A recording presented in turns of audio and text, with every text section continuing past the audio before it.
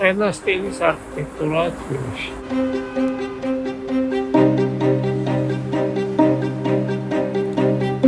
ჭამის ვაღე მუხლები ყრია, რაღაც უბედურებაა საერთოდ. ყველა სახლს რაღაც ისტორია აქვს. ქვეყნის ხარისხი განათლებით ისაზღვრება. იშლება ყველაფერი. ნახეთ როგორა. თუ იცი ისტორია შენ ქალაქს ხედავ.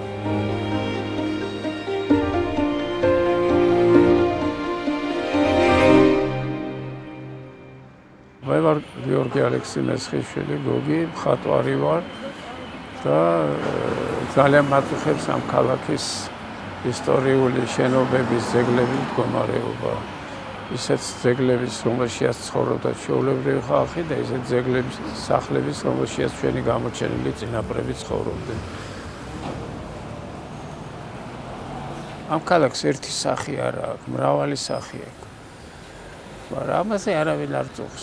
თავარია ეს ჩავატაროთ კამპანიები, რაღაც პარკი ავაშენოთ, რაღაც ის ვქნათ, ეს ვქნათ.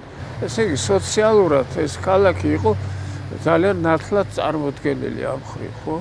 ამავე დროს იყო მეორე მხარე, ევროპული მხარე იყო. როცა ევროპა შემოვიდა და დაიწყო მარაციოლებრივი შენობების მშენებლობა, ოპერის თეატრი, უმაღლესი სასამართლო, ბევრი შენობებია. განსხვავებული უბნები როა, ეს ბევრ ქალაქში არ არის ესე. აქ იმიტომ რომ მრავალფეროვანი კულტურა იყო და სხვა ეროვნების ხალხი ცხოვრობდა ძალიან ბევრი, რომლებიც მერე გაიფილტრა რა, ეს გერმანელები გაასახლეს, ბევრი დაიჭირეს, ბევრი დახვრიტეს. ამის შემდეგ ეს დაიკარგა. ნელა ხდება უსახო ქალაქი. ჩემი წინაპრები ძალიან განათლებული ხალხი იყო, იმათ წინაპრების და დაინტერესება წიგნებით, ხელოვნებით და ეს ყოველთვის იყო. ბებია-ჩემის მეორე სახლში იტალიური ეზო იყო, სადაც არაჩვეულებრივი ხალხი. ეს ყველაფერი მოქმედებს. მერე იმათი დამოკიდებულება ერთმანეთში, იმათ დამოკიდებულება ქალაქის მიმართ. აი ესე ქუჩაში და ბოლts და ქახალს არ გადააგდებთ. ინტელექტუალური ცხოვრება იყო ძალიან მაღალი და ყოველთვის მიგვითითებდნენ განათლებისკენ. სკოლაში რო არ მელო მაღაზე ვოცდებოდ. არა საინტერესო პედაგოგები მყავდა, ვერ დამაინტერესეს ვერაფერი. და არაფერს არ ვოცნებოდი, ხატავდით ჩემთვის ბავშვობიდან, მე აკადემიაში ჩავაბარე სამჯერ სხვა შორის. და მე გავყევი ამ გზას მე ეხლა არასდროს არ ყოფილა რაც ერთი ეხლა შენ თავაზეს რაღაც პარტიაში მოთხე არასდროს არ ყოფილა რა როით არის მე ჩემს საქმეს ვაკეთებ. ხო და ოცნება რაღაცნაირი სიტყვა ვერ გაიგებ. ეხლა ვაკეთებთ ბეკეტის პიესას გოდოს მოლოდინში. ზიან ორი კაცი ოცნებობს გოდო როდის მოვა და არ მოდის ეს გოდო. მე პატარა ბიჭი მოდის და ეუბნება დღეს გოდო არ მოვა. ვინც ოცნებობს ვერაფერს ვერ დაწერს, ვერაფერს ვერ დახატავს. ეს არის ყოველდღიური შრომა, ყოველდღიური ფიქრი. რუსთაველი ითვლება ქართული სახელმწიფოს სიმბოლოა, არა მარტო ლიტერატურის. ნაგავი ყრია, წყალი ჭუჭყიანია, კიბეები დაუსაფრთხოებია, ძეგზე მიკრულია ეს ფლაიერები და რაღაცეები. ნუ ეგ ერთი გაქვს, ხო? ჩვენ ხო არა ყავს ხო? ბევრი, ერთი ყავს ეგეთი, ხო? ქუჩაში გაჩერებულ ხალხს კი არ დააჯარიმებდი, აი ქალაქის დამახინჯებაზე უნდა კონდეს რეაქცია ძალიან დიდი. მე ესე ვთვლი. ეს ძალიან მოქმედებს ახალგაზრდა თაობაზე, ძალიან მოქმედებს იმ ხალხზე, ვინც შემდგომში ამ ქვეყანაში უნდა იარსებოს და იცხოვროს და ამ შემდეგ. ველური სახე მიიღო ამ დამოკიდებულებამ ძეგლებისადმი, ბუნებისადმი.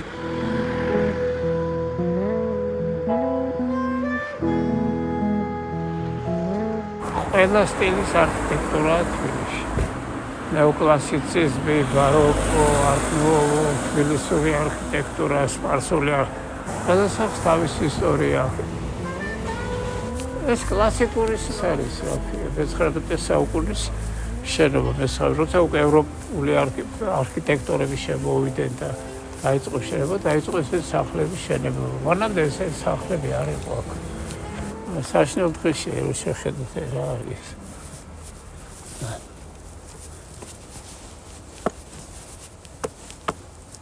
ნახეთ როგორია ეს ყველაფერი.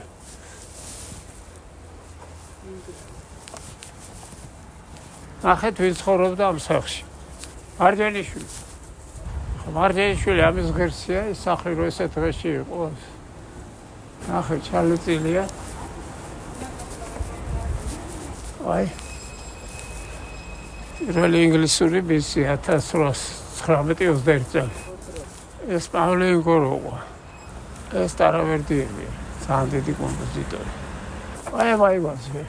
ბაბუაჩები და ბებიაჩები და ზემო სართულზე ბიზაჩები ცხოვრობდა. თავის მეუღლესთან ერთად. და მამაჩებიც აქ ცხოვრობდა. გამრეკელი ირაკლი ეს იყო როგორც ოცხელი იყო მარჯანიშვილის თეატრის მხატვარი, ეს იყო ახმეტელის მხატვარი, როგორ გადარჩა არ ვიცი. 53-ში გარდაიცვალა, აქ ცხოვრობდა. მოკლედ უპატრონო არა, ხო ხედავთ რაც არის. ეს სახლია, სადაც ილია რომ მოკლეს ჭავჭავაძე მისი მეუღლე აქ ცხოვრობდა, იმიტომ რომ ყოველ დღე დადიოდა მთაწმინდაზე პანთეონში ფეხით აქედან. ეხლა ეს წარწერა, ნახეთ, რუსულადაც არის, ეს არის ძალიან ძველი ძია. საბჭოთა კავშირის დროს გაკეთებული. იმიტომ რუსულად ჩვენ ხა არ ვაკეთებთ ეს იმის თავიც არა აქვს, რომ ეს გამოცვალო უნდა ქართულ-ინგლისური წარწერა გააკეთონ, რომ ტურისტებმა მაინც ნახონ. მე ეს სახლი არის არაჩვეულებრივი თვითონ, აი ნახეთ რა აივანი აქვს, ფანტასტიკური აივანია. ძალიან გაჭირვებაში ცხოვრობდა საერთოდ ეს ოლღა ილიას მერე. საბჭოთა კავშირის დროს არ მიაქციეს ყურადღება, არც მერე მიაქციეს, არც ახლა აქცია. აქ რაღაც პატარა მუზეუმი გაეკეთებინათ ილიასი და ოლღასი, იმიტომ რომ აქედან მთაწმინდაზე ყოველდღე ფეხით სიარული ახალგაზრდა აღარ იყო უკვე. და სპეციალურად აქ დასახლდა, იმიტომ რომ ახლო ყოფილიყო საფლავთან. ეხლა რო შეხედოთ სახლს, თვითონ სახლი არაჩვეულებრივი ქართული ძველი არქიტექტურაა.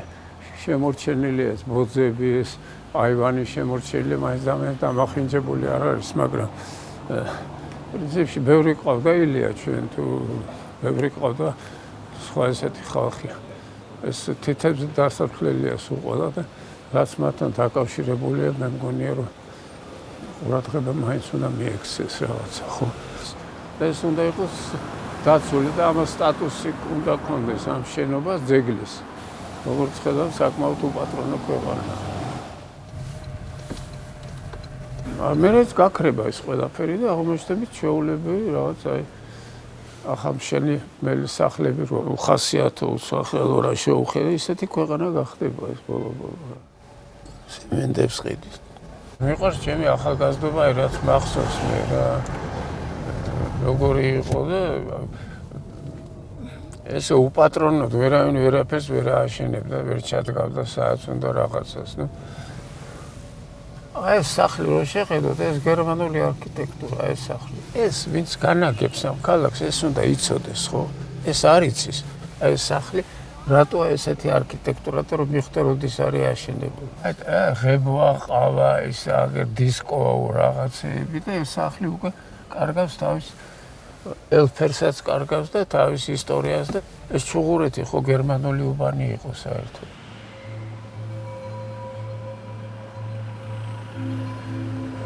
აი ეს სახლი რო ნახოთ, ეხლა ჯერტი ვინც ეს გრაფიტები გააკეთა, უკვე ველურია. აი რა დროშია სულ ჩამომპალია, ხო? საშინელებაა, მაგრამ უნიკალური სახლია. როგორ არის არქიტექტურულად ათვისებული, ხო, აი შეკრულია მთლიანად. და თვითონ არქიტექტურა ამ სახლის არის საოცარი უბრალოდ. ეს ქართულიც არის და ამავე დროს რაღაც ევროპული ელფერი აქვს ამ სახლს. ეს იყო გერმანული უბანი იყო ჩუღურეთი. ხო იტყვიან ადამიანზე რატო ესე დღეში და პატრონი არ აყავს, ამასაც პატრონი არ აყავს. აი ფანჯრებია გამოცვლილი უკვე, ხედავ ზემოთ, თეთრი ფანჯრები როა. ადამიანი ვინც ამ ქალაქს ხელმძღვანელობდა, ხელმძღვანელობს, ან მე არ ვიცი რა იქნება. ეს არ აინტერესებს და არიან გაუნათლებელი. მთლიანად არის ეს შენობა ნიმუში ძალიან მაღალი დონის არტ-ნუოს არქიტექტურა. ჯერ ერთი რამდგომარეობაშია, მე ეს გრაფიტები უბედურება, მე არავითარი ძეგლთა დაცვა ამითი არ ინტერესდება, არ სტატუსი აქვს, არც არაფერი არ აქვს. ყველას უნდა ქონდეს სტატუსი, ამაზე უნდა იყოს ძალიან დიდი ჯარიმა, ამას უნდა იყოს რომ უფლება არ ქონდეს დაამახინჯონ, აი მაგალითად ჩასმულია, ეხლა ვინ ცხოვრობს ალბათ რაკრას და ჩასვა ეს მეტალოპლასტიკი ინტო სითბოს ინახავს რაღაცა, მაგრამ ესა ნელა ყველაფერი გაქრება.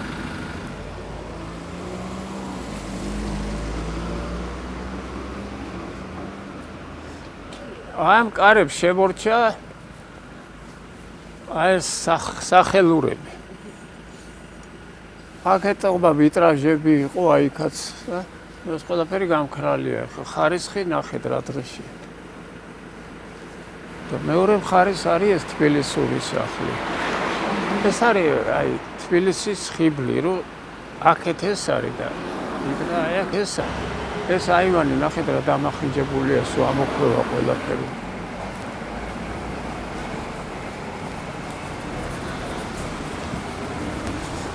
ეს ვიღაცამ გააკეთა, მე მგონი თავისი პირადი ინიციატივით, აი ეს ვაკ ცხოვრობდა ტერენტი გრანელი. ეგეთი პოეტები ბევრი არ აყვავს.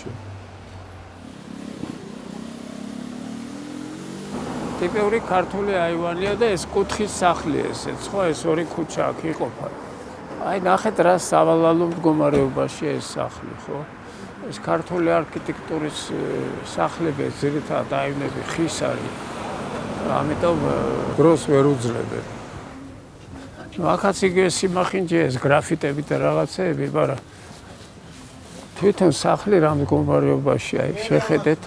აი ეს არაჩვეულებრივი თაღები და ისა და ეს მესამე ბოძი რო ნახოთ, გამოცლილი აქვს უკვე, ნახეთ რა დღეშია. ეს მაგალითია რა დღეშია დანარჩენები. ამ ტიპის სახლები. უნიკალური სახლია ესა. აი ამ ზომის სახლი ესეთი ჩასმული, ორსართულიანია, მეტი ხო არ არის, რადგან ეს სუფთა ქართული სახლია. ეს მე მაცხოვრებას ვერ დააბრალებ, იმიტომ პირობას ხო არ აქვს. ეს ხელოსნები იყვნენ, ამქარი იყო მთელი, ეს არ იყო ქუჩიდან მოყვანილი, ბაზრობიდან რომ მოყავთ ხელოსანი, ამქარი იყო შენებლები. ეხლა აი ეს აღმაშენებელი ხო გააკეთეს რესტავრაცია რა. მაგას ქვია ფასადური არქიტექტურა. ეგეთი არქიტექტურა ფასადი კაია და შიგნით რა არის? აი უკვე იქ პლეხანოვია, ხო? აქ შეხედეთ რა ხდება. ეგ არ არის სწორედ დამოკიდებული.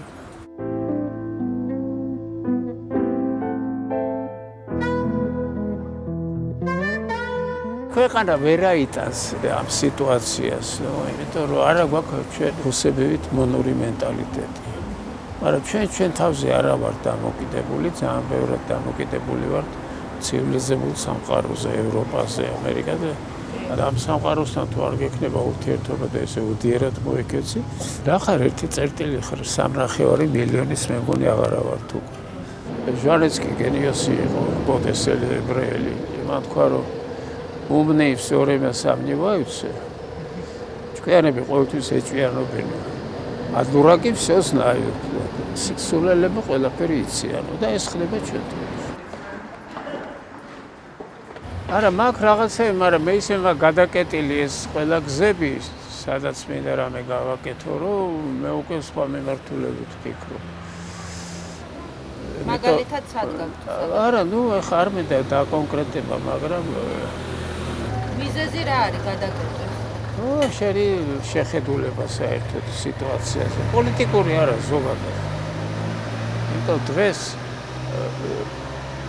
არ განისაზღვრება ადამიანი ნიჭით, განისაზღვრება ერთგულებით. მე არასდროს არავის ერთგული არ ვიყავი და ეხლა რატომ უნდა ვიყო ერთგული? მე უყურებ ცხოვრებას სიყვარულით და კრიტიკულად უყურებ. ეს მეში იყო სიყვარულში, ეგეც არ ვარ. ხო და კრიტიკა არ უყვართ. კრიტიკა არის ერთადერთი გზა, რომ წინ წახვიდე. ამ პრიმიტიული მიდგომაა საერთოდ ერის მიმართ და ხალხის და ნიჭიერი ხალხის მიმართ. ეს პრიმიტივიზმია და ეს კაი შედეგს არ გამოიღებს საბოლოოდ.